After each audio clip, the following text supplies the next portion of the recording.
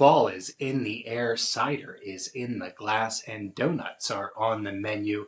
NASCAR is making its way into New England this weekend, and we're pairing racing and a true harvest season classic, cider donuts, next. Well,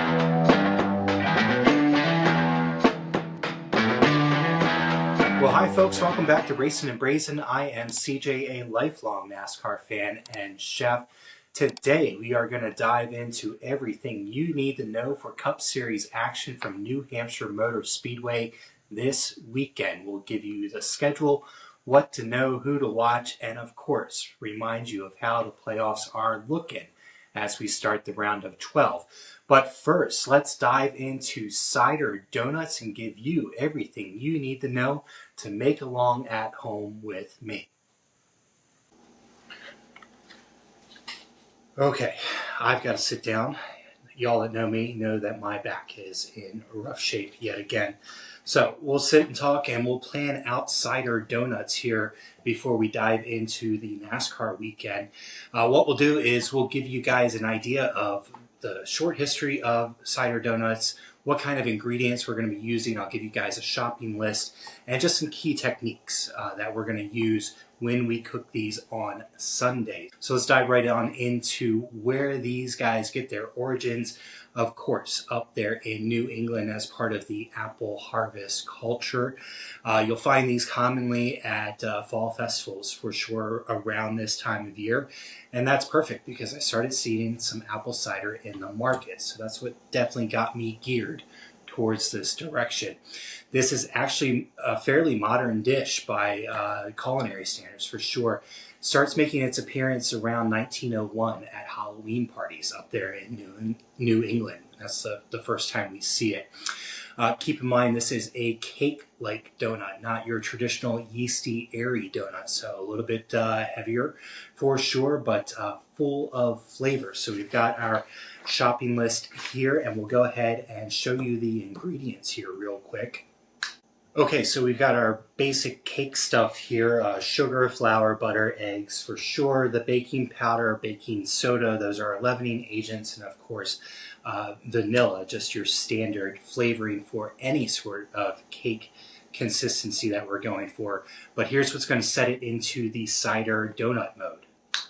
Well, you guessed it, of course, cider is the star here. Buttermilk is going to add a little bit extra tang to the donut as well. And we can't forget our fall flavorings for desserts, cinnamon and nutmeg. So those are going to be all the ingredients that we're going to use. Check in the description below for specific measurements and a shopping list for what you'll need to join me this weekend as we put all of this together to make our donuts. A quick note that I want you to pay attention to in the recipe. The cider needs to be reduced down by 2/3, and we're doing that to strengthen the apple flavor in the donut. So, like I've said, guys, be sure to subscribe so you guys don't miss Sunday's episode where we recap the upcoming New Hampshire race and we get these donuts put together. So let's talk about that New Hampshire race. Okay, switching gears now, let's get ready for the NASCAR weekend and start off with the schedule for New Hampshire Truck Series is going to be there for the first time since 2017. They will have their race at 12 o'clock on Saturday. Cup practice is going to follow that starting at 3 on True TV with the qualifying, of course, after that. The Cup race is Sunday at 2 o'clock on USA. The forecast for this weekend looks really good. Upper 60s, low 70s, and plenty of sunshine throughout the weekend. Very, very, very minute chance of rain this weekend, which is a first for a while there at New Hampshire, but they will be carrying the rain tires along with them. Now, speaking of tires and New Hampshire, this is the same tire that's been used a couple of times this year. It was tested at New Hampshire.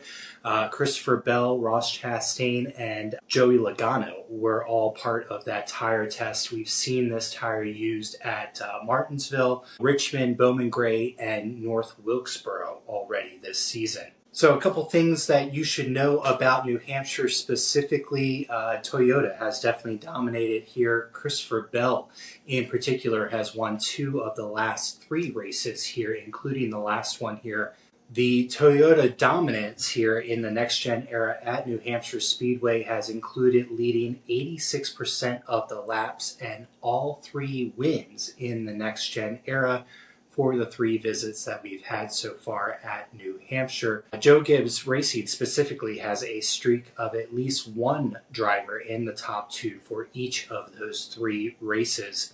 Now, who are we watching this weekend? Well, of course, the Vegas favorites, as we see up here, put Bell at the top of the list. He's followed by his teammate Hamlin. They've got Blaney up there, who is really good on flat tracks, and Kyle Larson, who is also good on flat tracks, but I personally am not seeing the speed out of him in this playoff. So I kind of question that rating there on the playoffs. Who I would also consider in the mix, any other Toyota that you see out there, Chase Briscoe, Tyler Reddick, Bubba Wallace for sure. Don't count out the legacy guys, John Hunter and Eric Jones. They've been really fast this late summer, early fall, and this is a really good Toyota track, so I would not count them out. Also, keep Joey Logano and Chase Elliott in mind when you're looking at practice stats. Who I would consider a dark horse this weekend would be Brad Keselowski. He has 2 wins here at New Hampshire Motor Speedway and is, I would say, on a hot streak right now. He's getting top 5s and top 10s right now, so definitely one to look at. Another one that I would consider a dark horse, though he's favored pretty well here on the Vegas odds, would be William Byron. This is the only track that Byron has not had a top 10 on. His best finish being 11th twice.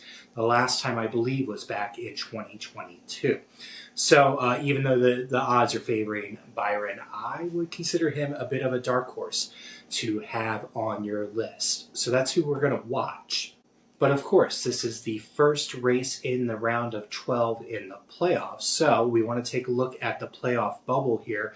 And I want to point out a couple of stats that I have found so far about the 2025 playoffs that I think are important. Of course, we know Toyota is dominating right now. They've led 78% of the laps here in this playoffs already, and of course have 3 straight wins. JGR is the first team to do that in the first round of the playoffs. Chevrolet, we're seeing some struggles out of them. They have had only 2 top 5 so far in the playoffs, and like I said in the last video, I'm really questioning the speed out of Hendrick Motorsports. Chase Briscoe in the Toyota camp is the only driver to score top 10s in all 3 of these playoff races. And finally, there have been 31 cautions so far in the first round of the playoffs. That is the most ever so far in the playoff era. All right, guys. Well, there is your weekend preview. New Hampshire is the track. Cider donuts are the dish, and we'll get together after the race to cook them together and break down all of the action from the weekend. Be sure to subscribe so you don't miss a future episode of Racin-n-Braisin. And if you like what I'm doing around here, also hit that like button for me.